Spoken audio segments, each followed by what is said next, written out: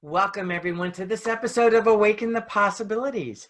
I'm your host, Terry Wildemann, and as you know, I work with stressed and close to burned out entrepreneurs and help them leap off the hamster wheel of life and shift into calm, ease, and flow, and the result is they are resilient, unstoppable, intuitive leaders and practical business mystics.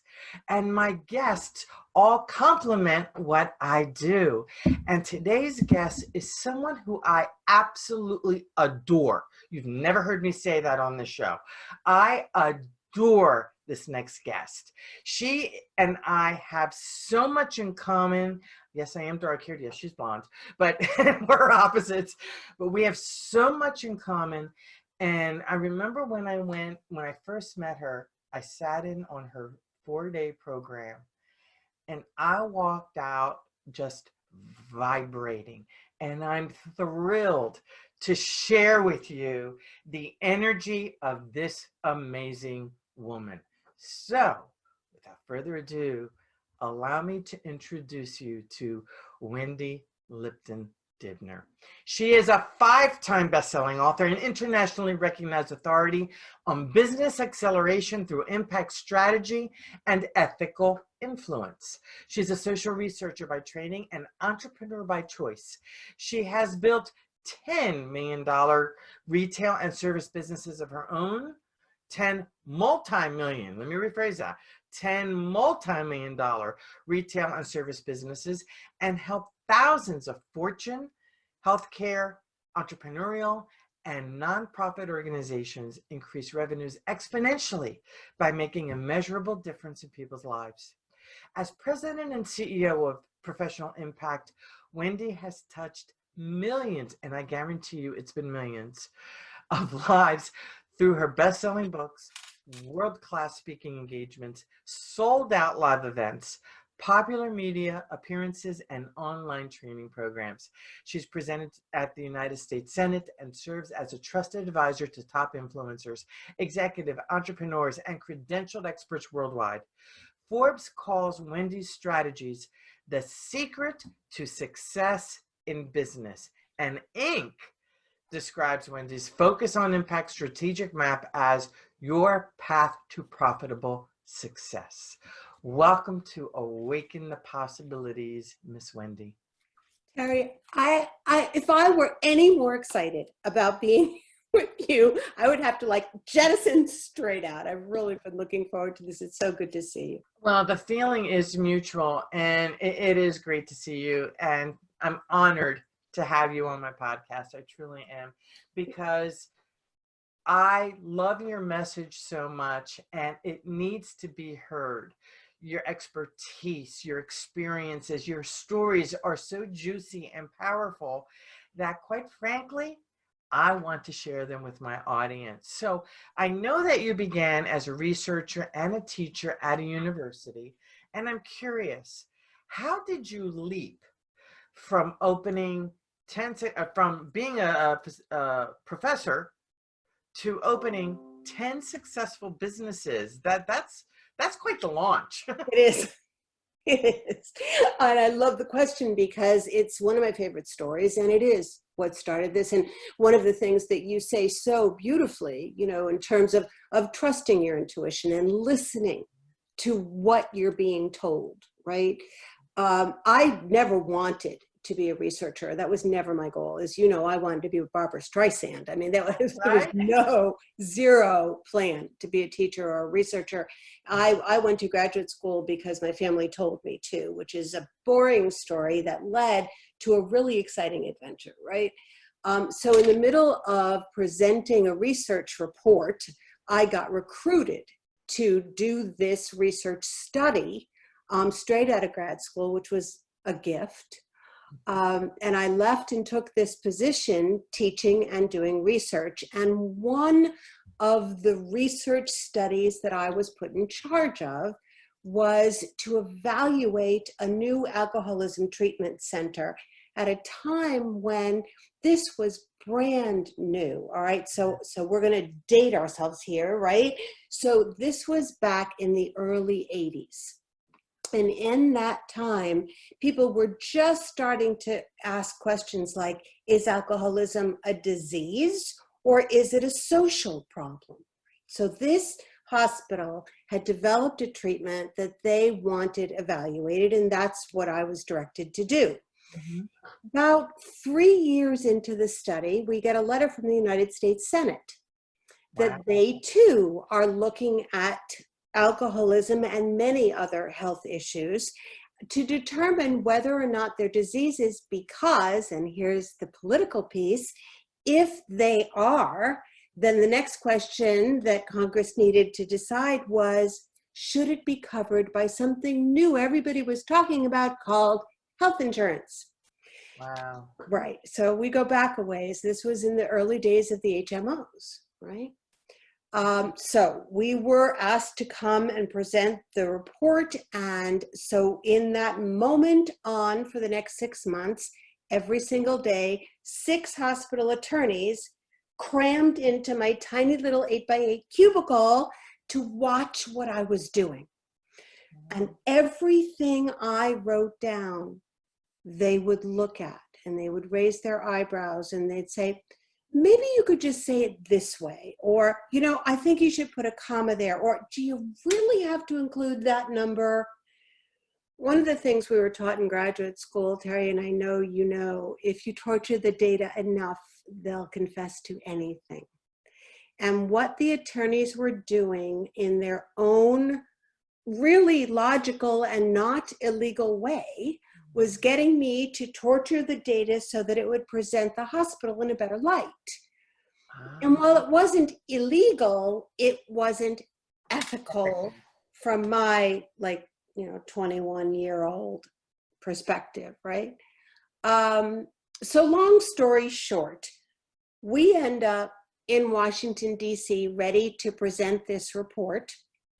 I had worked it. And on the morning I'm supposed to start presenting, I open my book and it's not the report I had written. It's the one they had altered at the last minute to make sure all the T's were crossed and I's were dotted. But I didn't recognize it. And I didn't know what would come when I turned the page. And it scared me. I was afraid to stand in front of the Senate and say things that I wasn't sure were true. None of it was a lie, but I got frightened. And so instead of just forging forward and reading it, I had to make a decision in that moment. And it's a decision I think that a lot of entrepreneurs make.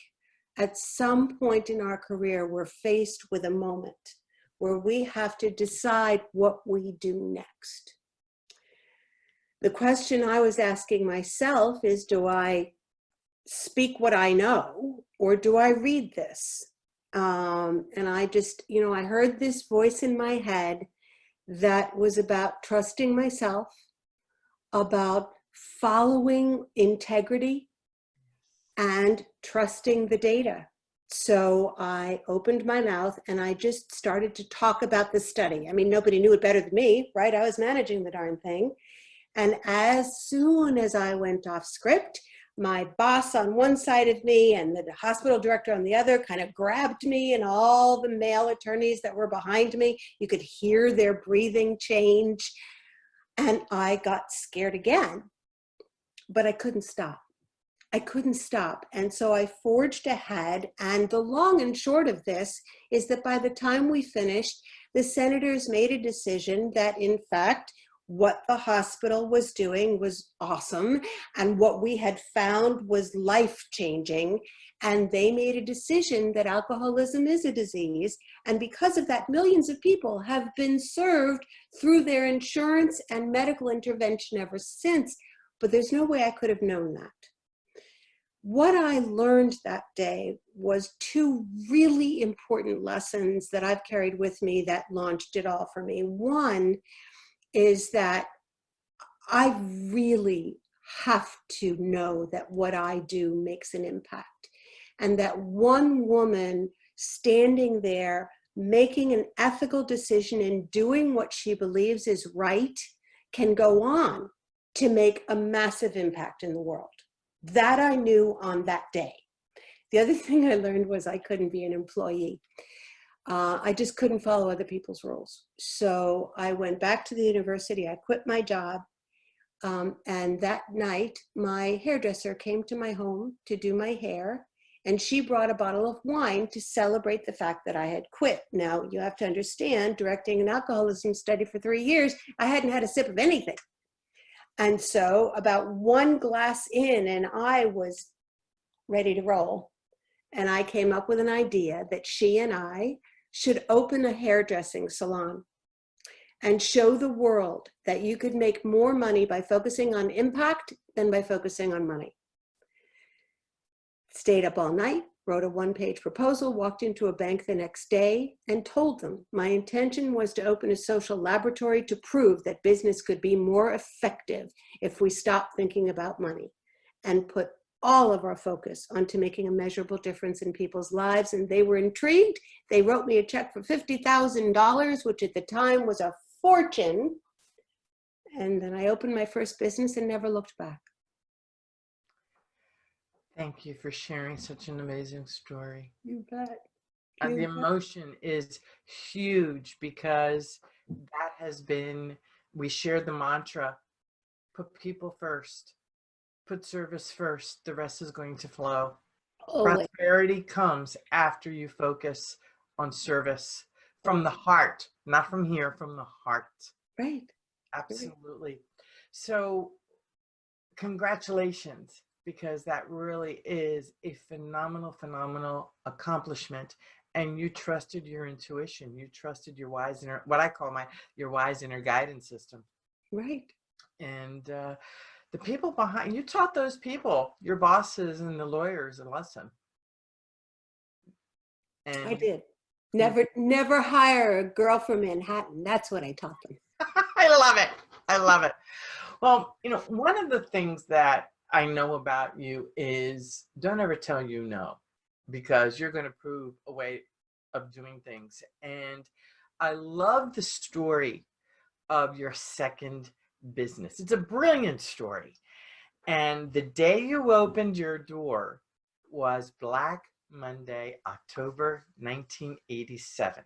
It was the day the stock market crashed. Right. You lost everything you made from the sale of your first business. Right. And your target market for this next business had just lost all of their money too. And all the odds basically were against you again. Right. You follow your gut. Don't tell me no. That's why I love you so much, because we had the same philosophy. Right. 1 month later, your new business was up, flourishing, running, and you were making thousands a week. Yeah. How did you do it? Especially appropriate message during this very challenging episode in humanity. Exactly right. Exactly right. So please, you guys, everybody, listen to this, because it was so simple. I made a lot of money from the sale of my first business and got a phone call on that day as I was hanging my shingle out my door, right? Sorry, Wendy, I don't know how to tell you this. Your account is drained. Wow. And then I, of course, quick turned on TV, found out what was going on. And in that moment, again, I had a decision to make. But I remembered what had happened at the Senate. And I knew that the reason we had done so well in that first business, which we had done really well, was because I had made a decision to focus on impact. And so standing there with all of these people hanging out windows, frankly, and really upset, was I asked one question, Terry. The simple question is, okay, fine. Who needs me the most today? And that's the question we all have to answer right now. Who needs me the most today? For me, the answer was stockbrokers. I mean, who, more than anyone else in that moment, was carrying the weight of the world on their shoulders, were all of these brokers who were having to call their clients, just like mine had just called me, and said, "You're broke. Have fun. I don't know what to tell you," right? So I just went downtown and I started hopping from brokerage firm to brokerage firm to brokerage firm, offering my services, being there for them, taking care of them, and offering free stress management seminars, free whatever I could give them seminars. And little by little, all of a sudden, they all started to turn around. Their profits went through the roof during the worst crisis since the Great Depression at the time. And it was all because I was teaching them what I had done in my first business. All the strategies we had created and made up along the way, putting people first and making sure that we make a difference. The question that we all need to be asking right now is, who needs me the most today? And then go do something about it. That is so simple, so powerful, and so brilliant. So, and that's really what it is. Simple and powerful. Because we do go into fear, don't we? When in challenging times, we go into fear. How do I make money? How am I going to feed my family? How am I going to put food on the table? My business just crashed. What am I going to do? You know, and so we live in that fear. And as you know, and I know, because we both teach stress management, it builds if you don't shift and you get consumed in the fear. Mm-hmm. However, so many of us we lose our power. We give our power away to fear. Mm-hmm. And if we choose, and that's a big word there, to shift and pivot and look for blue sky out of service, magic happens. And that's what you just proved. Yeah, what I learned is that there is tremendous power in our fear. And the secret for me has been to use it effectively. So rather than try and make myself stop being scared, I say, okay, fine, I'm going to take this power that I feel. I mean, my gosh, there's a whole lot of energy, right?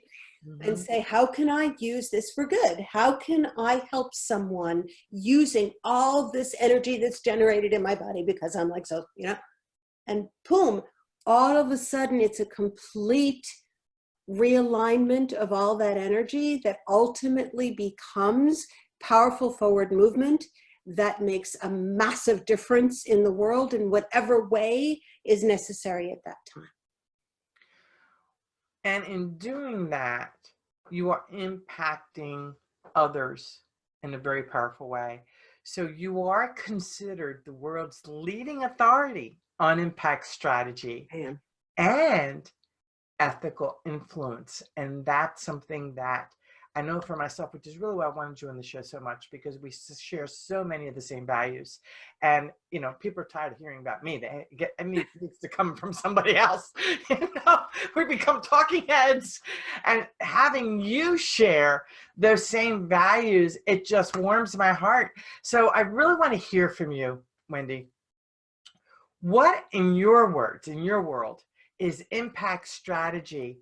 And how do you thread the needle to connect it to ethical influence? Right. So that's the perfect question. The simple truth is that I have never met anybody that doesn't want to make a difference in somebody's life. I mean, this is not new. Right. What is new, or at least was for me when I started, was how do you do that in a business setting? I changed a whole tactic in my head that ultimately became the first business, which is to look at impact in a slightly different way.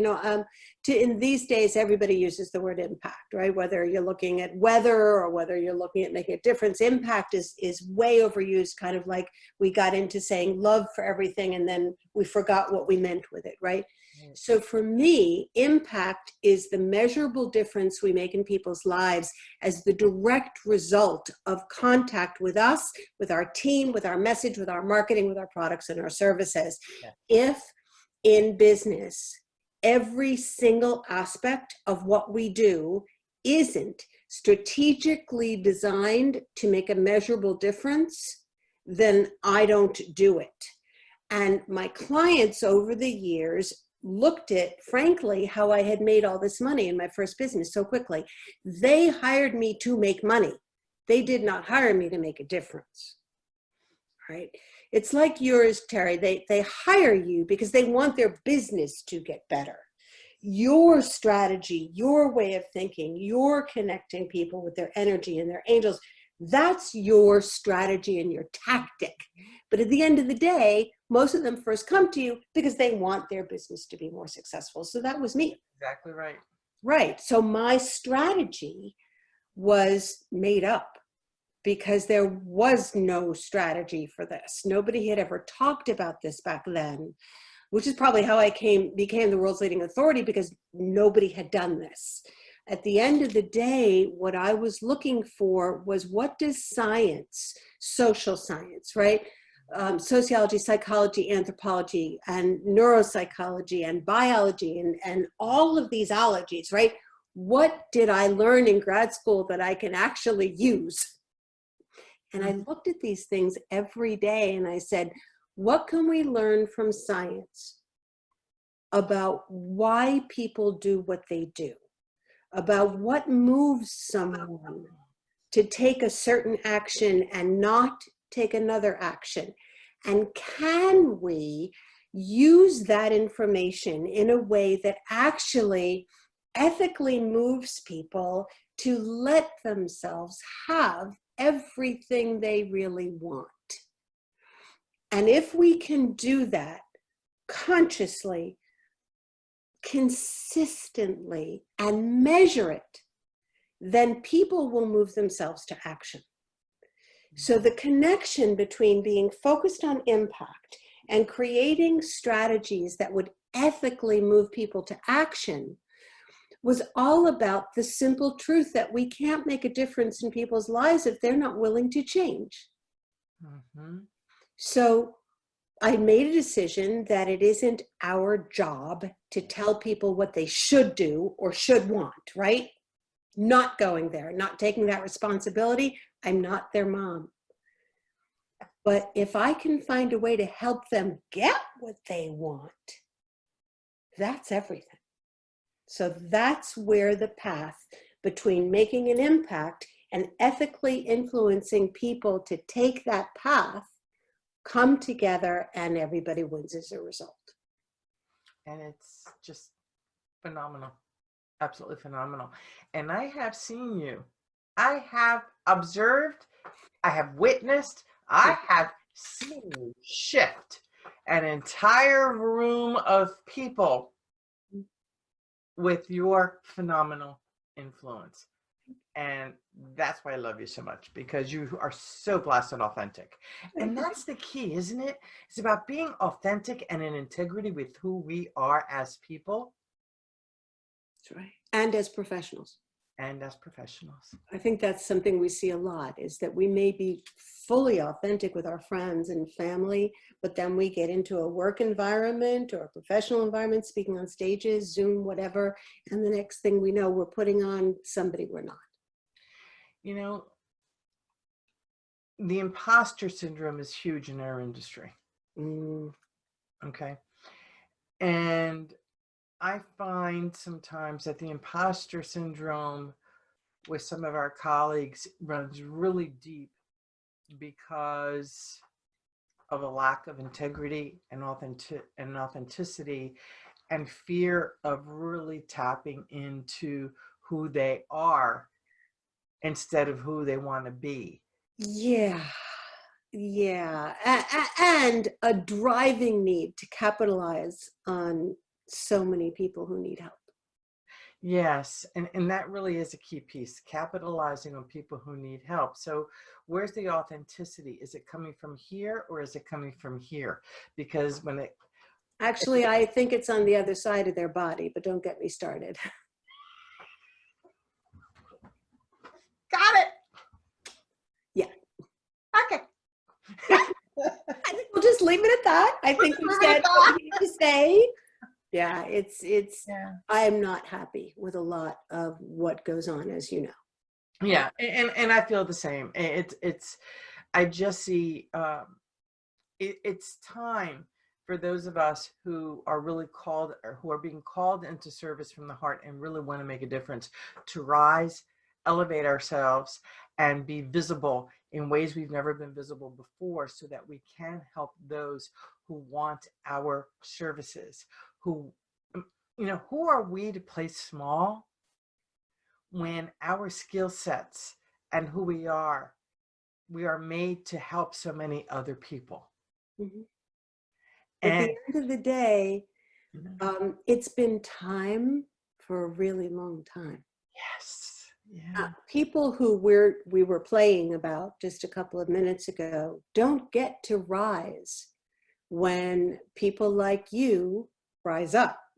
Mm-hmm. So the more that you shine, Terry, the less space there is for people who are trying to take advantage of others. So you just keep doing this, girl, because the more you do, the less empty holes will get filled by people who aren't as ethical as we'd like them to be. And what a great way for you to share your closing words. What is the best piece of advice that you have for our audience? It's twofold. One, of course, is in business, is to focus on impact and move people to action. Because when you do those two things, you get to help the people that most need you. Mm-hmm. But the personal piece is deeper. One of the things I learned the hard way by watching my mom pass away far too young, mm-hmm, is that life is far too short to settle for less than we truly want. That's why we need to go up every single morning, look in the mirror, and just ask ourselves, are you making the impact you want to be making, right? If you're not making the impact that you want to be making, then you're settling. Mm-hmm. Bottom line. Whether it's go down in the kitchen and make your impact, or whether it's go to school, or whether it's put yourselves in front of your team and say, hey guys, we need to do something more powerful. We need to make a greater difference in this department, and this department, and this department. Talk to me. How do we do it? Go out there every single day and make an impact, and don't settle for less than you truly want in your business or your life. Thank you for such beautiful, beautiful advice. So how can people find you, Wendy? I'm everywhere. I'm everywhere. On Twitter, I'm Impact Expert. That's an easy way to find me. Otherwise, it's Wendy Lipton-Dibner, which seemed like a good idea at the time, and that hyphen thing. But there is a hyphen between Lipton and Dibner, because I'm blessed to be married to who I think is the most wonderful man in the world. He is a great guy. He is very special. I'm so glad you guys got to meet.